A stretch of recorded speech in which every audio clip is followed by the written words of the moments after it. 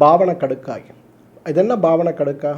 பாவன கடுக்காங்கிறது கடுக்காய், நல்ல கடுக்காய் எடுத்து நன்றாக தோலை எடுத்து அந்த தோலை நன்றாக தூளாக்கி அதே கடுக்காயை நன்றாக தண்ணீர் விட்டு கஷாயமாக வைத்து கடுக்காய் தோலை கடுக்காய் கஷாயத்தை வைத்து 21 நாட்கள் மீண்டும் மீண்டும் மீண்டும் மீண்டும் அரைத்து காய வைத்து கடைசியாக துணியிலிட்டு சலித்து எடுக்கக்கூடிய அந்த சாஃப்ட் பவுடருக்கு தான் பாவன கடுக்காய்னு பேர்.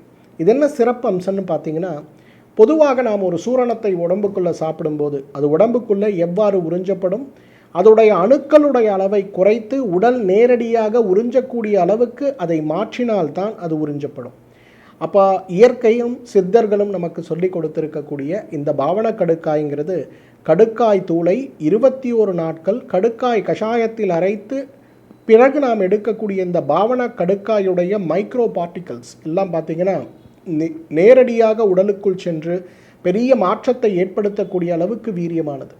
அந்த வகையில் பார்த்தோன்னா பாவன கடுக்காயை தொடர்ந்து நாம் சாப்பிடும்போது நம்ம உடம்பில் இருக்கக்கூடிய அந்த கழிவுகளை வெளியேற்றுவது மட்டுமல்ல, பித்தம் சார்ந்த கழிவுகளை வெளியேற்ற சிறந்த மருந்தாக இது இருக்கிறதுனால நமக்கு பெரிய மாறுதல் ஏற்படுவதை பார்க்க முடியும்.